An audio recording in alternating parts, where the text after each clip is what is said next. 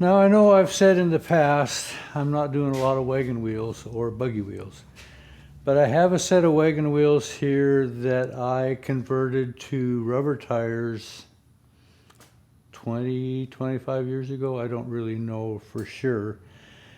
But in rubber tires, the maximum width is 2.5 inch wide. Well, he had these 3-inch wide tires that he wanted rubber on. And since we could only do the maximum 2.5, I left the 3-inch tires on, and we put a separate 2.5-inch channel on top of the steel tire, and then put the rubber in that channel. So we basically end up with wheels that have 2 sets of tires. This is the original 3-inch solid tire, then the 2.5-inch channel iron that I hot shrunk right on top of the steel tire. Then I put the 2.5-inch rubber inside that channel. Well, you can see how chewed up this has become, and the desire has been, would I put new rubber on? Well, having done this 20-some years ago, I'd have been 50 and a lot stouter than I am now. So it's going to be more of a struggle for me to do it now, but the man that I did it for has passed away, and now his grandson actually owns this wagon, and his request is, would I do this project? And it's one of those deals on, well, I knew your grandfather and he was a great guy. I'll give her a go. I may have to improvise some. I had some help before. I don't have any help now. These things are a beast. I may put them on the scale and just see how much they weigh, if I even want to know that. Well, I've got this rear wheel on the scale, and we're right at 205 pounds.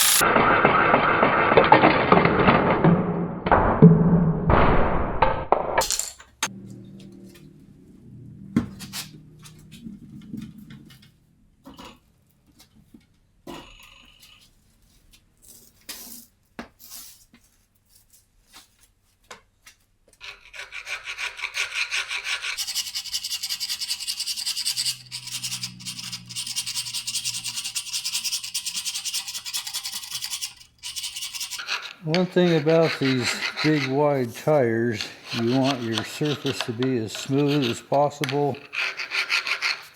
All the debris out of there, and sometimes these edges are chewed up by rocks and gravel, so I'll take a flat disc and I'll smooth all that out. You just want least resistance possible when you have to work this joint back together again. You want it to move. It's hard enough without it being rough and dragging.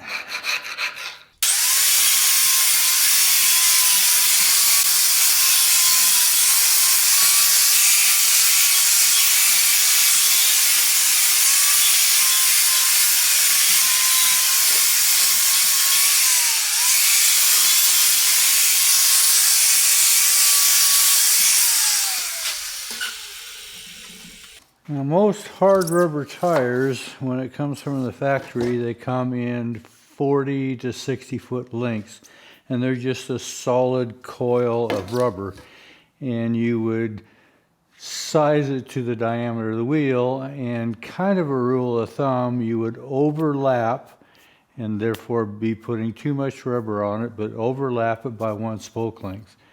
Roughly 6, 8, 10 inches in there somewhere, depending on the diameter of the wheel. Well, this 2.5-inch rubber, the longest that they can make it without it becoming distorted is 12 feet because of the size of the rubber. So these rear wheels that I'm doing are about 45 inches or so. So it takes about all of this 12 feet, and it will give a little bit of overlap. But I'm just going to set it on here and kind of see what that overlap is going to be.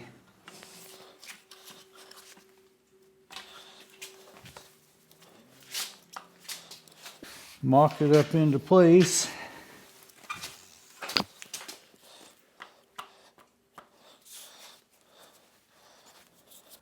So I've got about 7 inches of overlap just the way it sits, which should work just fine. And there is a whole playlist on the theory and practicality of how you install rubber tires. But this overlap forces compression onto this rubber because there are hard wires that go through the center here. They're a high carbon wire. These actually are a 3/16 wire, whereas wires for buggy wheels are 1/8 inch. So when I end up welding this together with brass, I have a space that is about this wide between my jaws where I can do the welding. So it's not only has to come that far, but it will have that much compression in it that compression will help hold this joint together. So all I'm going to do is just run this through my chop saw and make sure I have square ends so that when it comes together I have a real tight joint.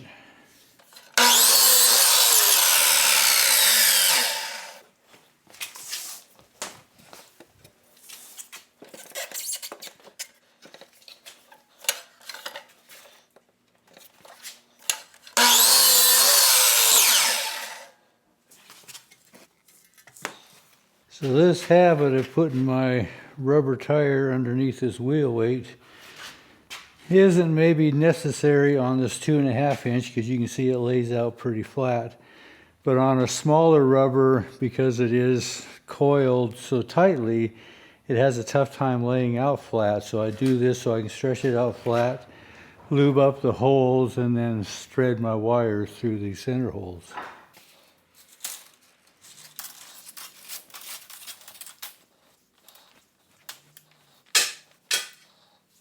So this is a piece of wire that I would use on regular size buggy wire. This is about 1/8 inch, and you can see just how much heavier these wires are for the 2.5 inch, and I also use this size in the 2 inch. 1.5 inch down to inch, I use this light wire. So from here on out, if you have watched how I put hard rubber tires on in the past, there's a whole playlist that way. Everything else is pretty much the same. The only thing is, these are so much heavier.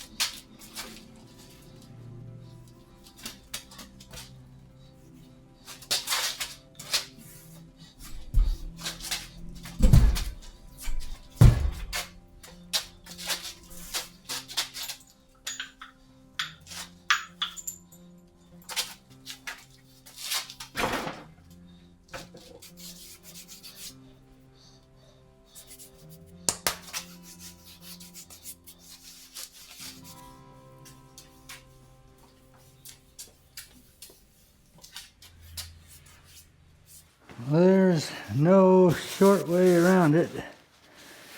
No two doubt about it. That is a workout. When we did these in the past, I had somebody to help. I would hold the wheel and my helper would lift it, and then I would rotate that wheel. So I'm by myself, so I needed somebody to hold it up, and so my winch became that. And you could see how it did work, but it is a lot of work. I still have 3 more to go.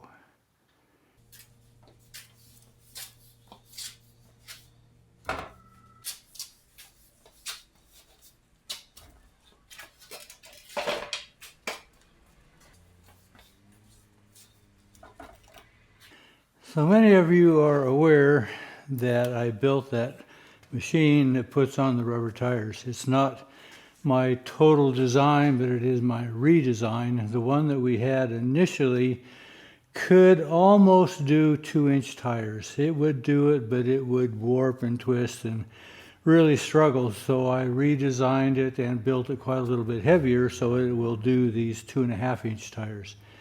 And it does them, but it still works. When you have to compress this much rubber, it's a lot of work, and it takes a pretty heavy machine to do that. Every time I do this, I think, yeah, there's a reason why I don't do this anymore. Age is catching up with me. Anyway, this is how rubber tires go on what I would call monster wheels. These are beasts. Anyway, appreciate you coming along. Thanks for watching.